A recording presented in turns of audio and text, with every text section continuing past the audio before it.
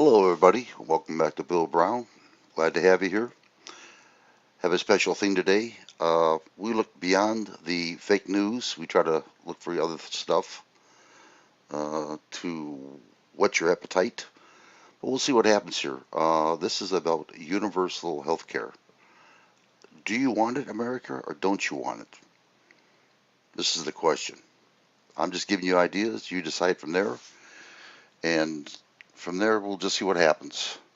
All right, let's start with the countdown, and we'll start.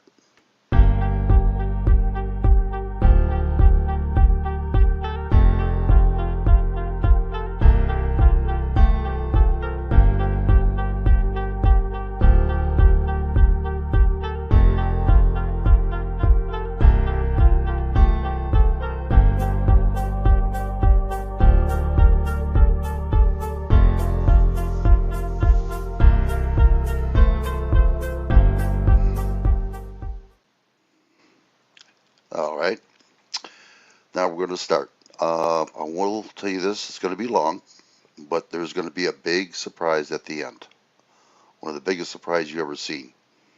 And this is what me, Frosty, and the rest of us were talking about. What you're going to have to look forward to.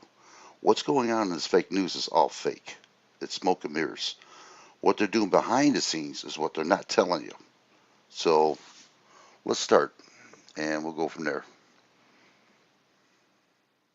What we do here is go back.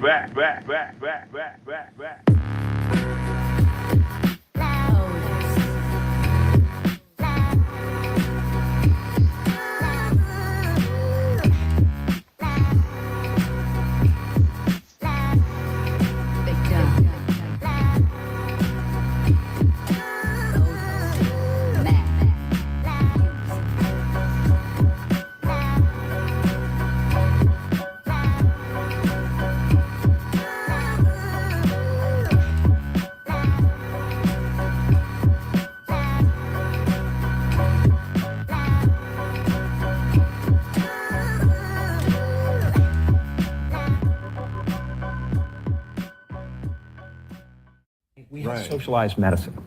And I'm here to tell you that this line that you get on all of the political shows from people is that it's a failure. The system is a failure in Canada. It is not a failure in Canada. I never waited for anything in my life.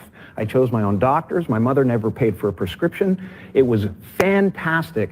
And I just got back from Vancouver, and I keep hearing this, like, Canadians are so nice. Canadians are so nice. They can be nice because they have health care. Because they have a government about them. It doesn't say sink or swim, pal. Right. Or you live in a box. Yeah. There are certain people in our society that need to be taken care of. There are people without as many opportunities that need to be helped toward those opportunities. There are people who are sick. But that's the... You shouldn't have to lose your home because your mother got sick. Latest Ontario health data shows the average wait time in ERs was 20 hours before the patient got a bed. People across the country are dealing with record-level wait times when trying to access healthcare services. From emergency rooms to surgical queues, there's a backlog of patients, and things will get a lot worse, according to the head of the Canadian Medical Association. Dr. Catherine Smart is the president of the CMA. Dr. Smart, thanks for coming in today. Thanks for having me.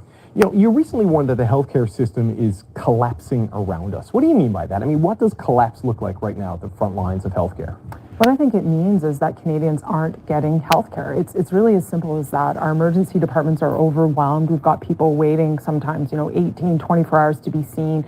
Elders sitting on gurneys for days waiting to be admitted to hospital. We're short-staffed. We can't actually get people care. We've got growing backlogs. This means real people waiting sometimes years to have essential surgeries, things that allow them to go to work, be around their families.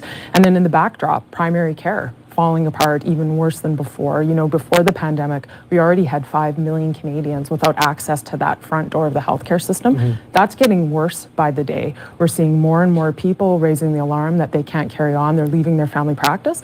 So I think when the healthcare system's really no longer able to provide care to patients in a timely way, that to me means it's starting to collapse. So are these problems that were called beep or existing problems that were magnified beep? Combination of the two? I think it's it's a bit of both. You know, there's no question our healthcare system was very stressed before the pandemic, and we've been talking about that for years, and I think we've heard our politicians talking about it. But we've been living in austerity. You know, we have fewer hospital beds, doctors and nurses per capita than most OECD countries, and then you put that under the pressure cooker of something like a global pandemic, and I think it's not surprising that we're coming out the other end of it really struggling. So you recently met with the federal health minister, Jean-Yves Duclos. There's a lot of health ministers in Canada, but when you look at the federal level, what's the main thing you'd like to see from Minister Duclos to help the situation right now? I think what we need is federal leadership to really recognize these challenges that we're seeing across the healthcare system aren't unique to one province or territory. We need that leadership to really define what are the key elements where we need action and where we need that funding to go to solve some of those problems.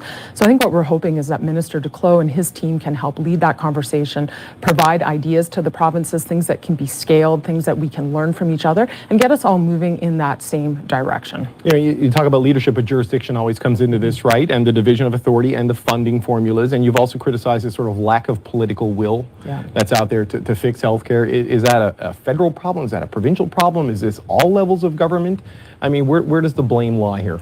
Well, I think it's a shared problem and it's a shared responsibility. And I think that's what matters. You know, this problem is too complex, too expensive for one level of government to solve on their own. And I think that's really the danger here, is that we can have the provincial government blaming the federal government that there's not enough dollars. We can have the federal government saying, well, it's not really our responsibility to deliver healthcare, that's on the provinces. And that just creates this back and forth rather than recognizing this is a shared responsibility. It's a major source of where our tax dollars go. And I think Canadians deserve a functional healthcare system. And we're not going to get there unless all levels of governments are working together. Do you see the appetite, though, for that kind of collaboration? Like the premiers are going to get together on Vancouver Island in July, and I guarantee you the number one demand will be this massive increase in federal transfers of $28 billion a year to the healthcare system. And it seems that at least publicly, the argument is about that. It's about giving money with no strings to the provinces, and that doesn't feel like leadership and collaboration coming together. I think we have no choice but to collaborate. You know, I think trying to keep doing the same thing that's not worked in the past is not the way to move forward, and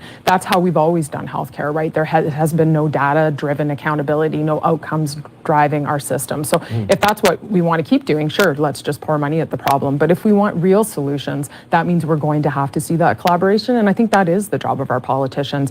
We've given Canadians the promise of universal health care, and it needs to be delivered. And that doesn't look like waiting for years to get the care that you need. So back to the front line, you talked a lot about staffing being a challenge. You talked about primary care being a challenge, and you suggested a focus on family medicine should be a key priority. I mean, do you think that's the key thing right now, to make sure people get access to a family doctor or at least a clinic regularly to get that first base level of care? I think all of these things are really important. You know, it's hard to just pick one, because the reality is behind each of these challenges are people suffering with different problems.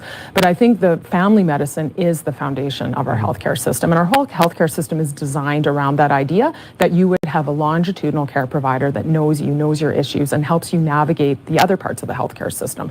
So when that's crumbling, it has downstream impacts on acute care and the rest of our healthcare system. So I think it has to be a key priority, and we have to reimagine what that looks like so it can get care to patients and also retain the people that provide that type of medicine. So one of the issues, I mean, staffing has been an issue in healthcare in Canada for a while now. The burn is worse. And when it comes to things, for example, like family doctors, a lot of people point to internationally trained physicians who struggle to get the accreditation they need to be able to work in Canada because of the various requirements at provincial levels. How do we move past that as a country to get more doctors trained in other countries practicing a base level of primary care here in the country?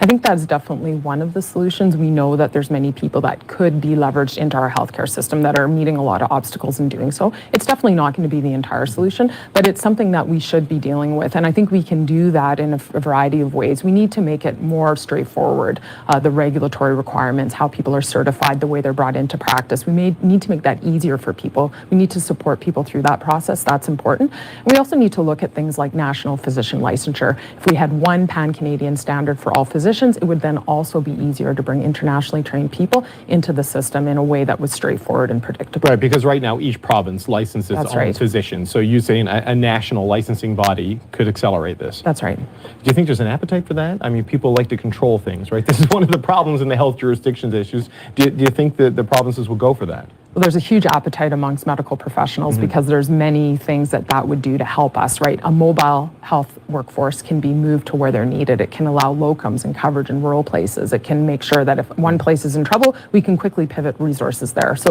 we're seeing a huge appetite from physicians. We're having these conversations with the regulatory bodies, and I think people are starting to realize that it's something that would make sense, and it's something that really should be pretty straightforward to do. You know, for 2 years or so, healthcare was the number one issue in this country because of access to vaccines, access to treatments, you know, the status of hospital beds. It seems like we've moved past that rather quickly, right? As vaccination rates have gone up and cases have gone down, and we're talking more about wait lines at airports than wait times in hospitals. Do you think the country's just moved on a little bit too quickly from what is happening in the health system in the wake of the worst days of the pandemic? I think that's always the problem when a crisis is going on for a long time, right? Is people get fatigued hearing about it. And I think that is a worry. And I absolutely agree with you. When people are more outraged about waiting 4 hours in airport security than 3 years for a hip replacement, like we've sort of lost the plot there about what's important. And I think that's why conversations like this are so important. You know, people have an expectation that when they need the healthcare system, it's going to be there. And I think right now people are showing up and realizing, wow, this is not what I was expecting, or it's not showing up for me in the way I thought or for my family member. And I think what we need to do is solve that problem before every Canadian has that experience. And that's why these issues need to stay top of mind. How do you get that public focus back there? I mean, you know, we're having this conversation now, so this is one way to do it. But I mean, more broadly, people want to move past, you know, doom and gloom conversations about the state of healthcare because that's what they lived for 2 years. How do you get the focus back there and overcome that fatigue you mentioned? Well, I think it's critical that we make Canadians understand that they can be part of the solution as well. They can work with us in terms of what their priorities are, bringing this message to politicians, helping us redesign a better healthcare system that's going to meet them where they are, an expanded healthcare system that actually can start to deal with some of the complexities that we're seeing so that we can have more health and people can pursue the lives that they want. So I think it's something that every Canadian has a stake in, and we just have to keep reminding people of that, and we have to remind them there's a place for them in the conversation as well. Okay. Dr. Catherine Smart, thanks for your time. Thank you.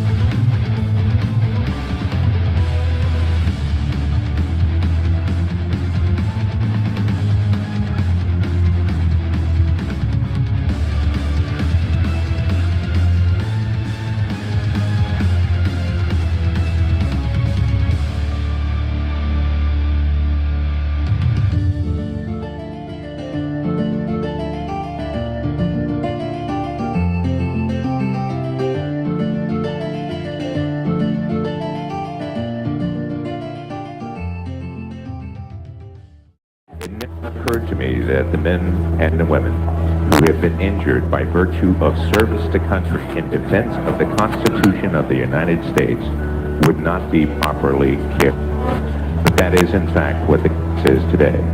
Veterans across America are struggling to get the care they need. The U.S. Department of Veterans Affairs has been accused of being too bureaucratic to function, and nobody can seem to lead the department for much longer than a few years. Breaking news out of the White House. Veterans Affairs Secretary David Shulkin is out. I don't think the system in its current form is fixable. I really don't. What's the solution here? I mean, is it throwing more money? We need to have more accountability out of the VA. The VA is the second biggest government agency in the U.S., just behind the Department of Defense. And with 170 medical centers and 1,061 outpatient sites across the country, it's the largest integrated healthcare system in the U.S. More than 9 million veterans depend on care from the VA, and the organization just can't keep up. When people think of failed veteran care, they probably think of Walter Reed. The medical center faced allegations of neglect, mismanagement, and unsafe physical conditions that left veterans to fend for themselves. While it was a lightning rod for controversy, it's not actually run by the VA. However, this hospital in Arizona was under the VA's control. The Phoenix VA hospital was found to have kept a secret wait list of veterans seeking care and hid the extent of their struggles from federal regulators. The wait times were so long, it was found that a number of veterans died just waiting to get an appointment. But the VA hasn't always been struggling to keep up. So just when did things go so wrong for the VA? Let's go back in time. Government-backed veterans care has roots dating all the way back to the 1780s, but the Veterans Administration got its official start in the 1930s. On July 21, 1930, President Herbert Hoover signed an executive order establishing the Department of Veterans Affairs. It was designed to provide medical care for war veterans, disability compensation, and retirement payments. Just after the end of World War II in 1945, U.S. Army General Omar Bradley became the second chief of the VA. He was a decorated senior officer in the war, and he's largely credited for modernizing the department.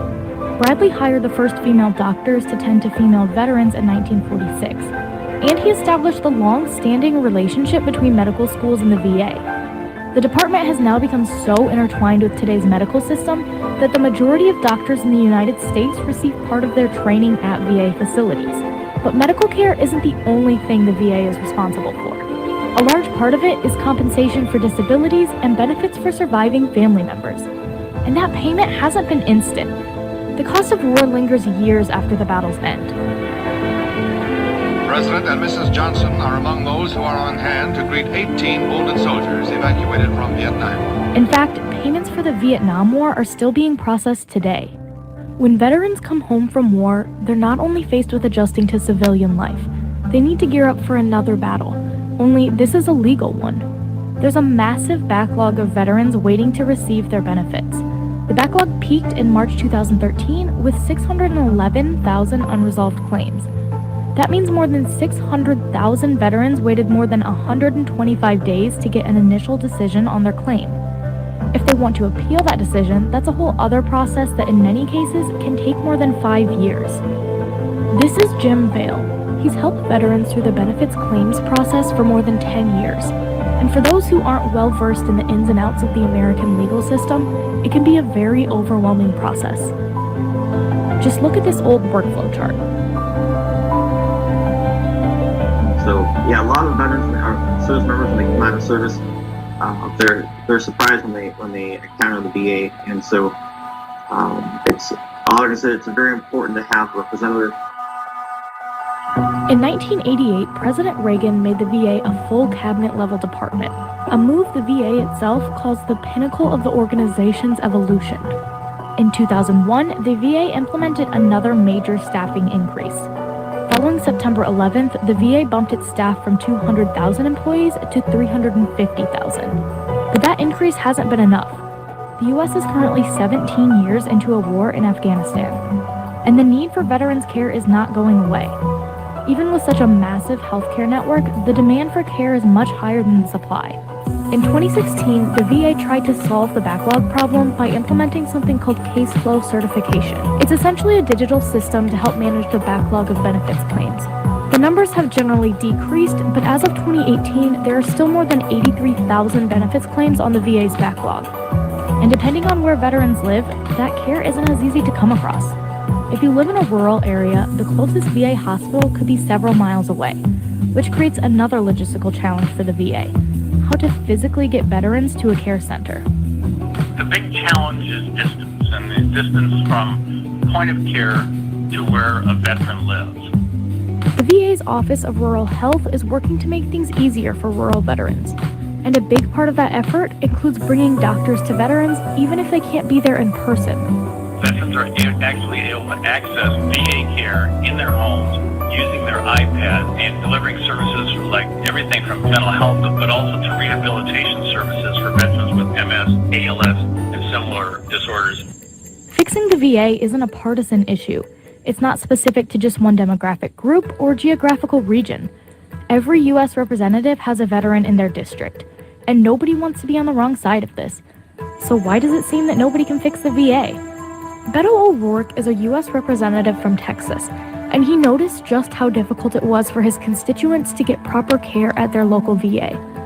And I remember distinctly in January of 2012 knocking on a gentleman's door who told me that he'd just gotten off the phone with the VA, and they had told him to call back next year, 12 months away, because all their appointments for 2012 had been filled, and this was in January. In 2015, O'Rourke came up with his own fix to the VA, at least in his own district at the El Paso VA Hospital. And so far, it's been a success. We really have a problem in And if we don't meet that crisis with the urgency it demands, then, I'm afraid it's only going to get worse. Today, the VA is under intense scrutiny for both its budget and its operations. The organization has been plagued by extravagant, careless, and seemingly contradictory spending. In one case, the government rented 3 in-home use hospital beds for almost $875,000. If the VA would have just bought those beds, it would have cost $21,000. On March 28, 2018, Trump announced he was firing VA Secretary David Shulkin. He initially nominated White House physician Ronny Jackson to take his place. Jackson was criticized for his lack of administrative experience by both lawmakers and veterans groups, and he eventually withdrew himself from the running after allegations that he drank on the job and improperly handed out prescription medications. In the interim, Robert Wilkie is working as the acting secretary. But whoever takes over the secretary's seat will have a long list of shortcomings to address. Some think the answer is to privatize the agency, though not everyone thinks that's a good idea. Just after he was fired, Shulkin wrote an op-ed in the New York Times saying privatizing the VA is, quote, a terrible idea, and that it could end up hurting veterans. The debate over how to handle the VA isn't going away anytime soon, and the future of the well-being of veterans in the U.S. depends on it. Hello, everybody. Welcome back to Race for Vets. I want to show you something here. If you go on YouTube and you go to Veterans Administration, you'll see the emblem, the one that's pointing the finger to it, the U.S. emblem. And if you look below it, you'll also see the comments section there. And where it says comments, says section that says comments turned off. You can't say anything anymore on these comments to a VA hospital because they don't want people to understand how us veterans are being treated badly. That's why they shut off the comments of all VA when they talk about how wonderful they are to the veterans. Let's move on. Thank you.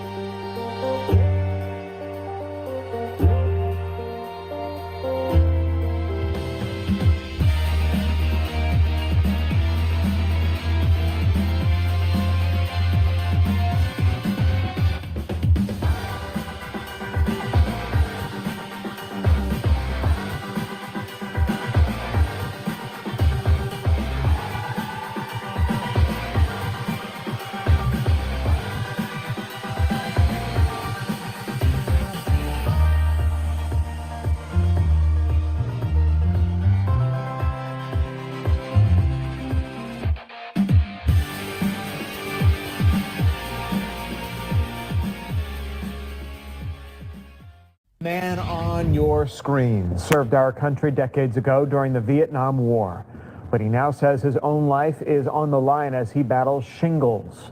68-year-old vet says that he's suffered for months. And he claims the VA hospital hasn't given him proper treatment. Fox 5's Angelique Proctor joins us live from Jonesboro with more on what the veteran has to say about his fight. Angelique. Well, Courtney and Tom, he says every day that he gets up, he experiences just debilitating pain that prevents him from not only working, but doing just about anything else. Now he says he wonders if he can survive this pain. About 4 months ago, I used to be 209 pounds. I'm 151 pounds right now. So I lost like 50-something pounds in 4 months. Vietnam veteran John Lomax says that dramatic weight loss is a symptom of just how sick he is. Doctors diagnosed the 68-year-old with shingles and kidney stones 4 months ago. But he says the VA sent him home with 7 pills and hasn't treated his dire condition. Here I am in pain right now, and they got me set for an appointment on September 17th. And I'm calling them every day. Every day. Mr. Lomax is a contractor who needs to be on his feet working different jobs. Right now, he says that just can't happen. I get up in the morning. This thing is extremely painful. I mean, you look it up on your phone. Look up shingles on your phone and see. Mr. Lomax, who is a Rasta man, is disappointed and frustrated. He served our country valiantly and is trying to take the high road and believe in the VA. I think I'm not the only one.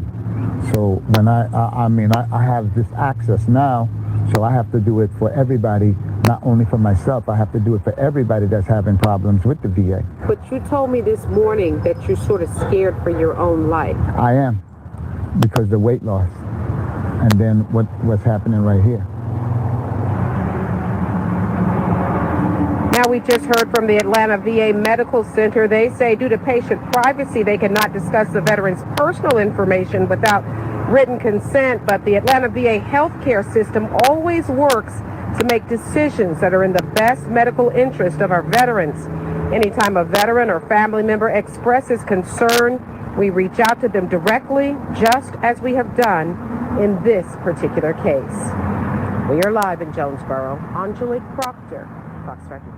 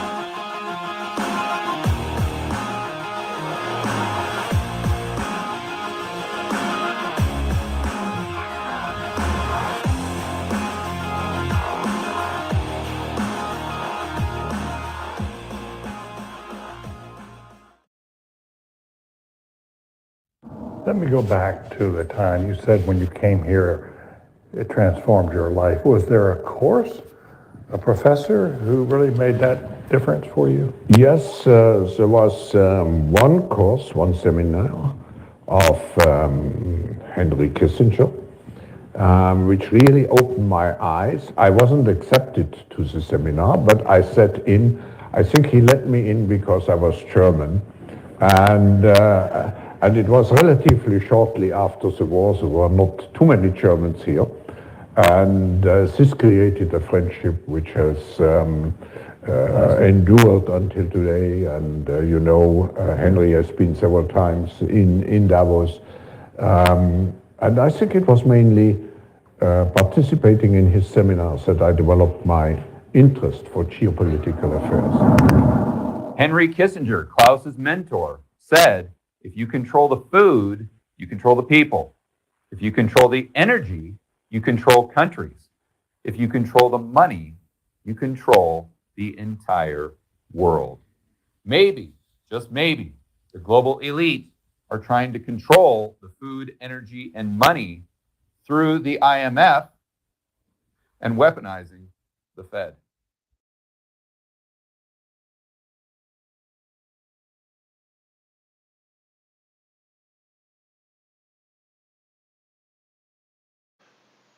Thank you for watching, everybody.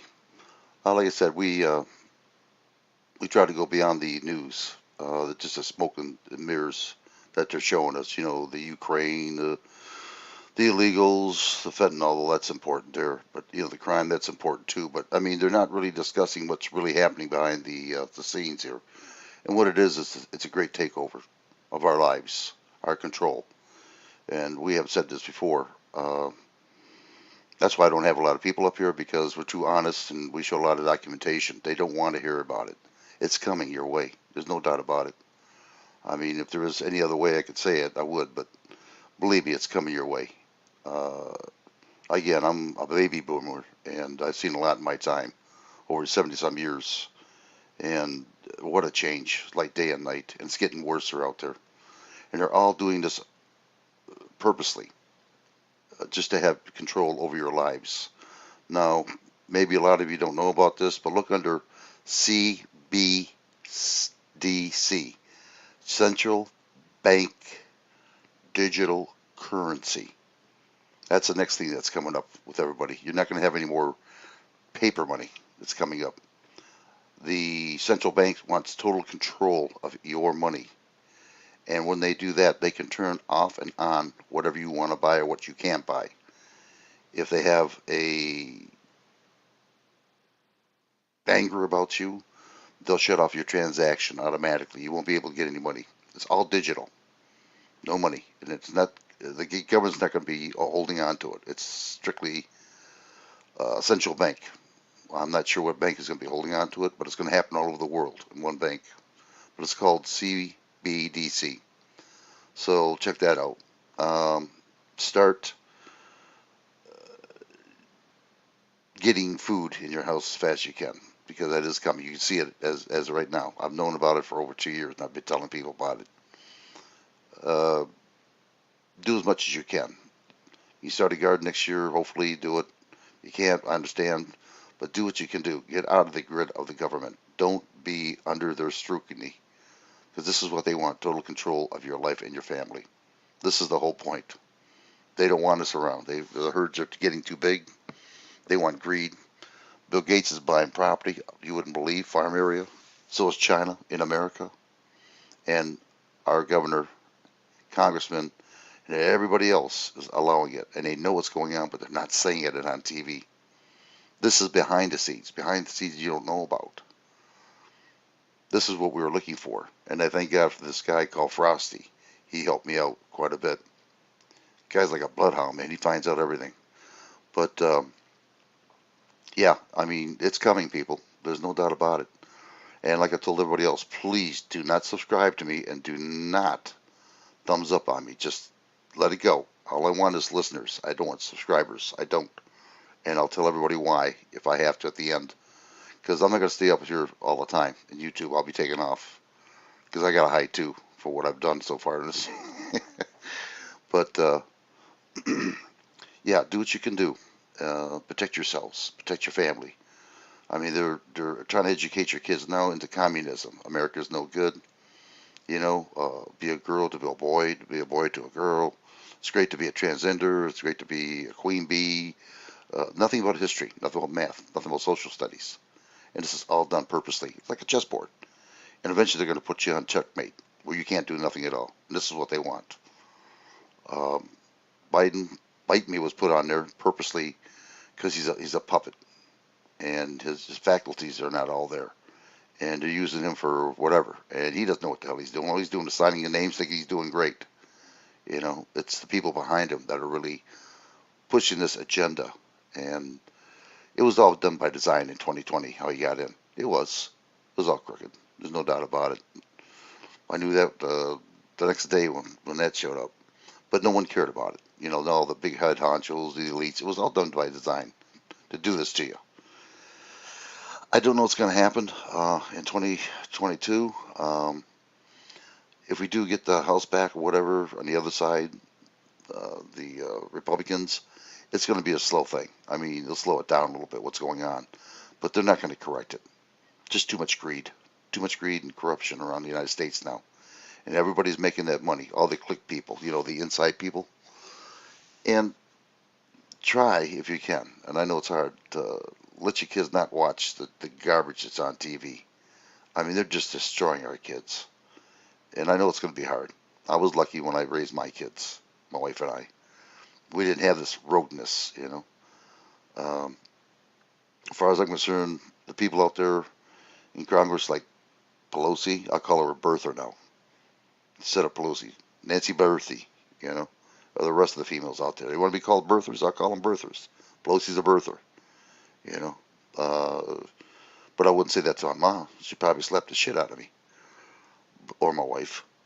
But it's crazy. I mean, they're coming up with new terminology. Stop, it's bull.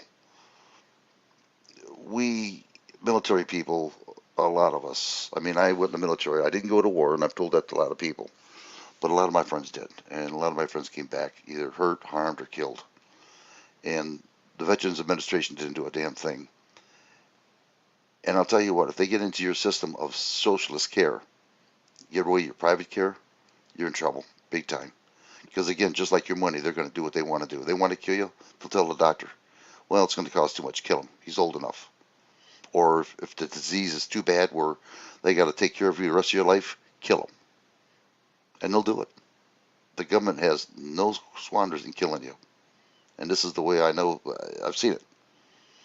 When some of the stuff's been going on. Don't trust your government. If you can rely on yourself, please do. Get off the grid if you can do it, if you can afford it. I have one friend right now, Frosty, he's thinking about going to Peru. He's already over there for 2 months. His wife is there. And he loved it. He says, just beautiful. If you get hungry, you just stop and get a little stick, hit a tree, and just munch on a coconut or something. He says, it's just food all over the place. And people work hard. But America here, nah, it's going down. I hate to tell you this. And like I said, 2022 hits, it's going to be just a slowdown of it, that's all. But this is what's going on behind the scenes that they're not telling you. And they're making money. I mean, how can a person, a congressman, come in there $182,000 to $220,000 a year, come out with a millionaire? Seriously. And my last video showed how they make that money. I mean, they're getting all these presents, go to football games, bars, golf clubs. They get flown around all over the place just because they bargain back and forth, lobbyists, talking to the senators. It's a buyout. Look at Nancy Pelosi. She just ran into some good money. I forget how much money she made, over $1 million something. But it's just a money game for them. And the trillions of dollars that we had to fork out, that was launderied. Not all of it got to where it's supposed to go to. It's supposed to be for our infrastructure. You see anything different? I haven't. $1 trillion, where'd it go? I believe in the new Green Deal, but I don't believe in it now because our technology is not ready yet. We're not ready. And we got over 250 to 300 years of energy right now. And I'm pretty sure by that time we could be pretty well far off where we can do our EV cars and everything else. But what I'm understanding now, when some of these EVs got drenched, waterlogged over at Florida, they caught on fire. So there's a lot to it. In fact, they tell you don't put your car in the garage if it gets flooded out because you might not have garage left. There's something that's in that battery that reacts to water. I can't think of the name of it, but it flares it right up. I mean, just woof. But this is the kind of stuff that's going on right now. Biden, bite me, should have never took our energy away. Never. And now we're going to suffer for it. And he knows it. Well, at least his people behind him know about it. And this is what they want. And believe me, your prices are going to go so high, I wouldn't doubt it's $10 a gallon. Now, if America does vote Democrat, well, that's up to them. It's just going to be a little bit faster for us to get to our being handcuffed to the government. If you do Republicans, well, it'll slow it down, but eventually it's going to be the same thing. Just damned if you do, damned if you don't. But it's up to you. I mean, all I see right now is just people slandering people, mostly the Democrats. And you're losing your freedom of speech. Your kids are not safe. Your wife's not safe. You can't walk outside. You got all these illegals coming in that we don't know about. They're killing people left and right. Fentanyl's coming in like crazy. They got fentanyl looking like candy now. Looks like, what do you call that damn thing? I forgot the name of the damn thing. Shit. Anyway, yeah, it looks like candy. It's just getting ridiculous. We're going in a hole, going deep in hole, and then all it is just fake money, really. But still, that's what the economy is run by: fake money, fiat money, as they would call it, fiat currency. But I don't know what to tell you, people, other than just try to get prepared as much as you can, like I am. Your heat price is going to go up in the house. Your natural gas, everything's going to go up. And again, they're doing this by design. And the next video that I have should tell you a lot. What's going to happen to a lot of us in design, what's going to happen to us. But this is what I'm talking about. Don't listen to the news. Try to do your research yourself to find out what's going on. Be prepared. That's all I'm asking. Tell your friends what's going on. If they want to listen, that's good. If they don't, walk away. You know they're going to find out eventually what's going to happen to them. And it will. It's going to happen. And this is why I don't have that many people here, because I'm telling the truth. And I have documentation to prove it. You know, I'm not the best speaker in the world. I never will be. I'm not a professional speaker.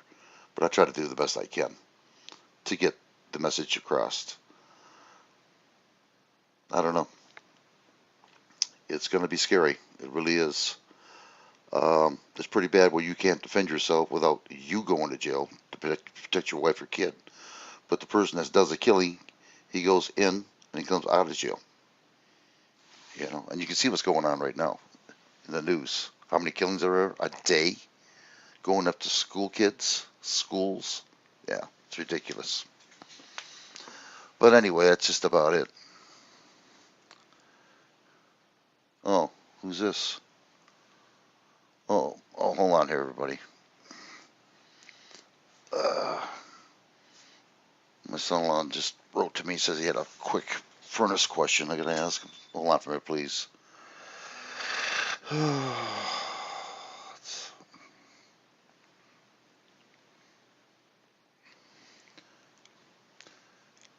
He knows I'm live, and he just he hates me.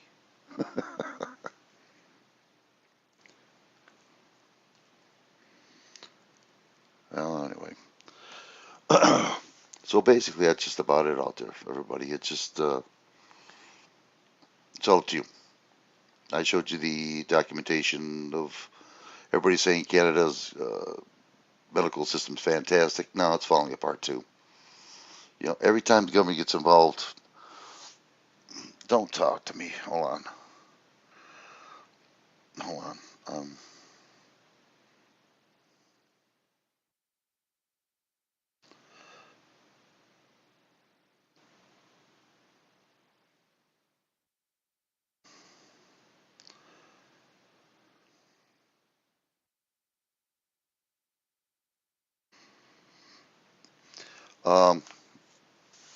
Sorry, I had to write him back. He's trying to call me up. It says I'm on YouTube. But basically, that's, you got to figure things out for yourself. I'm just giving you a suggestion what's going to happen. You're going to have to follow up on what you want to do with it. It's a big problem here. It really is. But they're going to make it hard on us, very hard on us. And a lot of people are going to lose their homes. A lot of people are going to freeze. It's coming. A lot of people can't afford this right now. But what the government does want to do, they want you to depend on them and make you think that you're safe until they want to do the acts on you. Until they get enough people, and then they're going to start doing their worst to you. Just like Hitler did. You know, he convinced everybody he's going to make the best Germany people around the world and have everything just right for him. And when everybody started going to him, bang, he cut the axe, and it just shit hit the fan. People are too late then. They're under his thumb. And that's exactly what America wants right now. But it's not going to be America doing it. It's going to be a one world order, and that's what they want. This is what they're trying to get, a one world order. So if you think universal health care is going to help you out, you go ahead and do it. But I'm telling you right now, being a veteran myself and going to Veterans Administration, VA hospitals, they ain't worth a shit. And I went to 2 of them. And I'll tell you which ones they are too. Detroit Dingle Hospital in Detroit, and Ann Arbor, Michigan.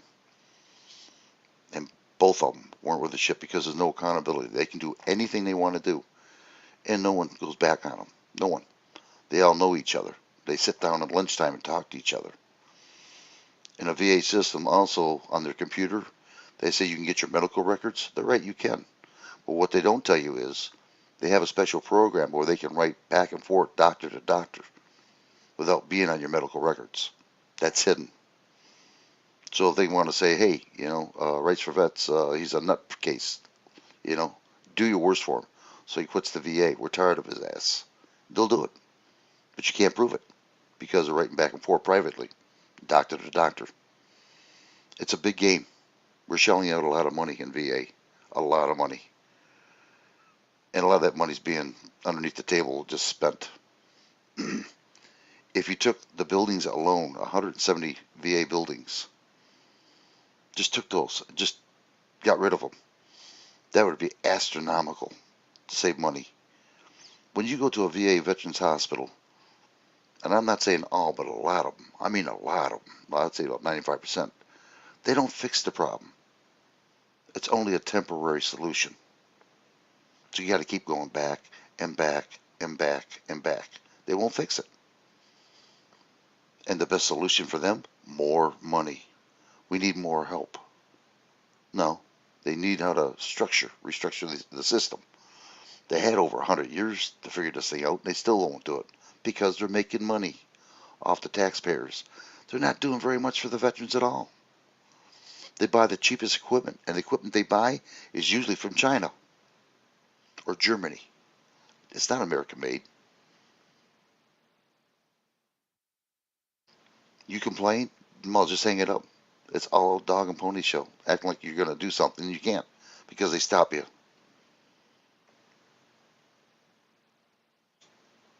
And I've been in the system for 15 years. And I finally said this year, nope, I don't want nothing to do with you. Just give me next year's appointment. I got a whole year before I go back. I'm tired of them. I really am. And the only reason I'm going to VA is because I'm helping my wife out. She needed insurance. She's got it. And that insurance goes up every year. Never stops growing.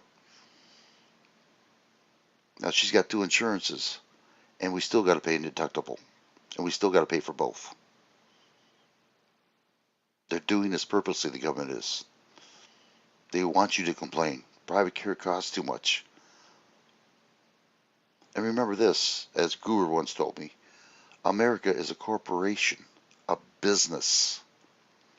It's not there for you or us, or you and me, I should say. It's a business. And they're going to screw you any way they possibly can. And believe me, I'm the kid that grew up together with other people and did the Pledge of Allegiance, prayed in school, did everything right. Oh, don't get me wrong, I was a mischief maker. But I did everything right. I went in the military, graduated through a college, and look where I'm at now because of VA. They screwed me royally. And they're doing it to other veterans. And we're spending millions and billions of dollars for nothing for it. They get these foreigners coming over here to be doctors. They're not American doctors anymore. And they could care less about us. I can't even understand my private care physician when I walk in there. I could ask my wife if she can understand. Because she's so broken up with English. One day I walked in like I told other people. I said, how you doing? How you doing, doctor? She goes, real good. How you doing? I said, ditto. She goes, what'd you say? I said, ditto. She thought I said dildo.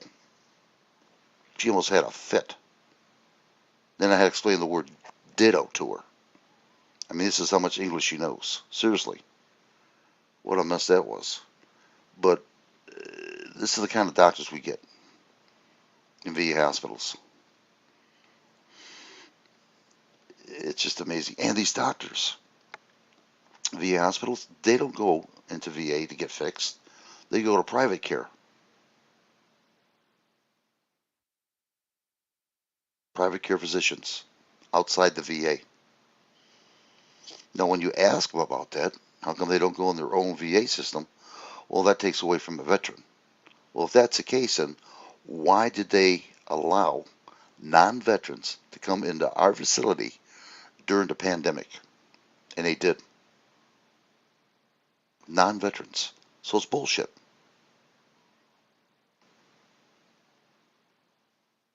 They didn't care. They forced this Kool-Aid on me as much as they could. I told them no. I must have said it. They wrote to me, called me. When I went over there, they asked me. I said no, no, no.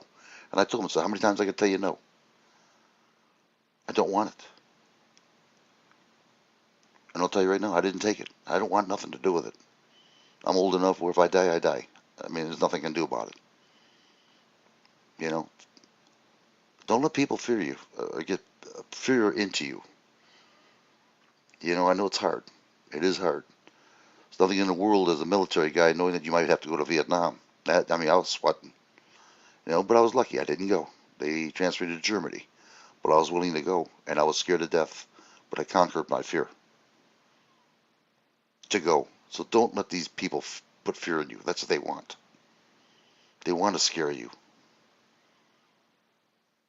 Now, this deal with Russia and Ukraine, I've been hearing mixed messages about it. But I'll tell you one thing, we shouldn't even be over there.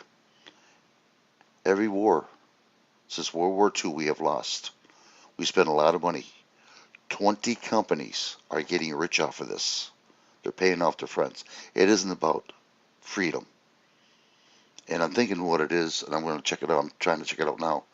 I think it's the minerals that are in Ukraine is what America wants to make batteries. There's a certain mineral I got to figure out. I forgot the damn name of it. But I'm going to check that out. I think that's why we're over there. Now, I can't be certain about it.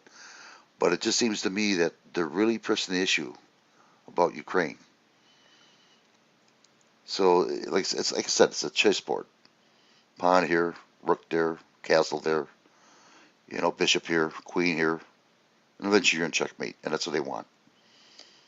So, do your homework as much as you can. Seriously. Look beyond the news. Look out there. If you got something in your mind, look it up. And don't just assume when one person says something. Look at all of it. Scroll down, find out things like I do. And if it sounds right, it feels right, and it is right, do it. That's why I send a lot of stuff out here. And it takes me a long time to figure out where this stuff is at. Thank God for Frosty, though. He helps me out somewhat. He does. Because he gets things before I do. And he really gets in depth about things. He's great about that. He really is. And I give him credit on that.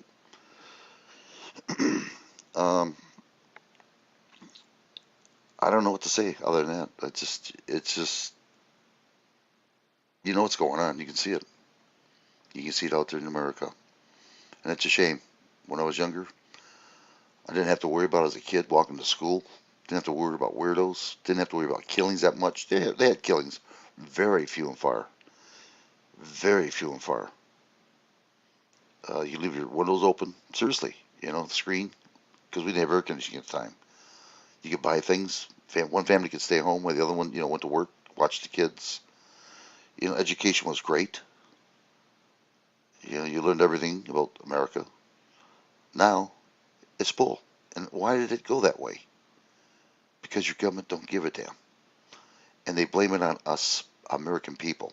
Or they blame it on Russia. Or Ukraine. They can't blame it on themselves. They're the ones in power, not us. They're the ones that cause trouble. And if the news really wanted to know what's going on, all they would have to do is follow the money in these organizations that's causing trouble. But they won't even do that. They just sit there and talk about it, getting ratings. And these people are getting rich talking. I mean, you talk millionaires. They sit on their butts. Get Kellis's on there. Buy my book. Oh, this is the best #1 seller. Buy this. Buy that. You know, I ain't buying nothing. I already see what's going on. You know, all it says is what's happening. You already know. Tell me how to correct it. Then I'll start reading your book. It's garbage. It's always the same people out there talking. Contributor for this, contributor that. You know, it's like getting out of hand. And it's the same thing over and over. Look at the Queen. You know, I'm sorry that she died, but you know, they pounded us for like what, 7-10 days on this. I mean, enough's enough. I see a little girl get killed and you don't hear nothing about it. But you hear somebody, woo, it's a really elite, don't do nothing for her money. You know, it's a big ordeal. I hate to see anybody die, but we're just too engrossed with celebrities. People who don't even give a shit about us. They're actors, some of them. You know, queens and kings, they don't do nothing. They delegate their work. Don't even wash their clothes. Probably wouldn't even know how to put a gasoline in a tank. Don't be fooled by these people on TV. These game shows and stuff like that. I mean, it's getting worse out there. Look at what's called. What's the name of that damn picture? Oh, shoot. Oh, Scooby-Doo. Oh my God, I couldn't believe that. I guess that lady with the glasses, I forget her name.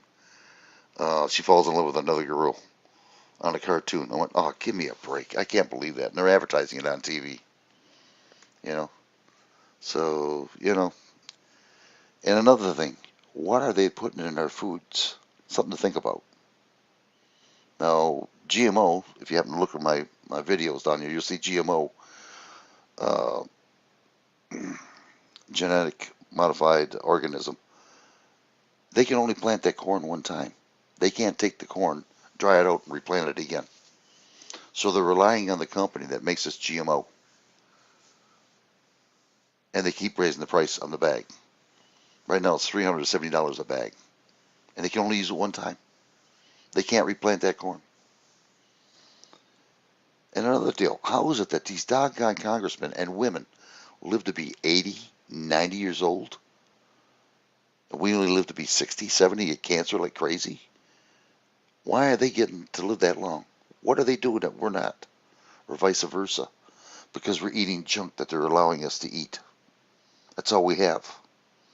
Now they want you to eat crickets coming up. Seriously, I have that in my videos too. They're grinding up crickets, putting it into powder form, and putting in some of your flour. And if you happen to see, let's see if I can find it here. What they want to do eventually, just because other countries eat bugs, they are going to want us to eat bugs. And right now they're also modifying your food. Genetically. They're testing that out now. So you don't know what you're going to be eating. It'll look like steak, look like hamburger, but you won't know what's in it. It's just like those jelly beans that taste like root beer, lemon, lime, all that flavoring. That's what they're going to put in there to make it taste like hamburger or whatever you want. But it's going to be other ingredients in it you ain't going to like. Bear with me here. I'm trying to find the name here. I hope I have it here still. Yeah. If you see this in the back of a flour bag, that represents a cricket. So if you can write that down. Now, they don't have it all your flours yet, flour bags. But they do have it in some, so watch that. And they do put it on like donuts and stuff like that. So if you see that word, that means cricket. They grounded it up, powder form, and put it in your flour. An additive.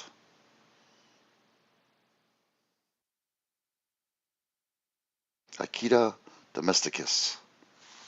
So remember that. And this is what the critter looks like. That's what you'll be eating, but grounded up. Pretty good, eh? That's something else you can look at. So they're getting it all prepared. They are, as a chess game. And again, what is it that we're eating that it's so bad that these congressmen are living a lot longer than we are? Just about everything we eat, it's got cancerous to it. Now, Gruber had told me, the gentleman that's on the chat there, he says the best way to fight, not all cancer, but a lot of it, is drinking a lot of lemonade, vinegar. They can't thrive on, I forget, anti-acid, I guess you would call it, or what's the name of that, Guru? I can't think of it offhand. Doggone it. But anyway, can't thrive on that. Alkaline. You can't thrive on alkaline. So drink a little bit of vinegar now and then, or put in your salad, whatever you do. Drink a lot of lemonade, whatever. That'll kill a lot of your cancer, because cancer grows with the sweeteners, sugar. But if you use vinegar, lemonade, just sauerkraut, things like that, it'll help you out. Like I said, it won't cure all of it, but it'll cure a lot of it that you won't even know, won't even start. You can't survive on that alkaline in your body. I hear a lot of stuff. Guru's pretty knowledgeable. If he comes up here one of these years, he'll tell you what's going on.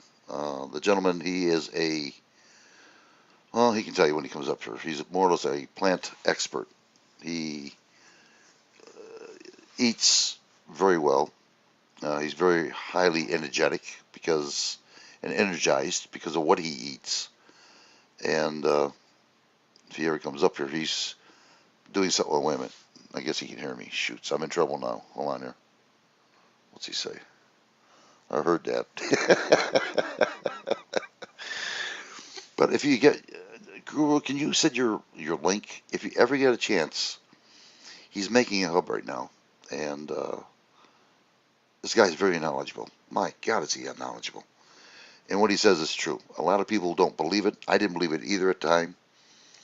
And when he started telling me facts, I would look it up and I went, damn, he's right. He's absolutely 100% right. He's a hard one to understand because we're so used to thinking the other way. You know, oh, hold on here. Hold on, everybody. My son-in-law's calling me. Doggone him. Hold on.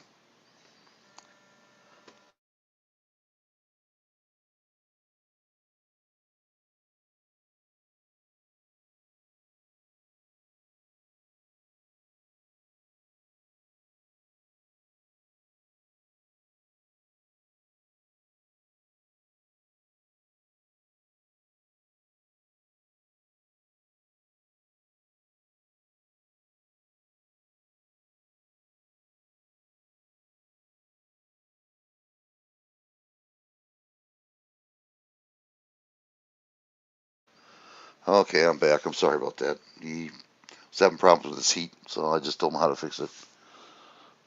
Okay, yep, I got it.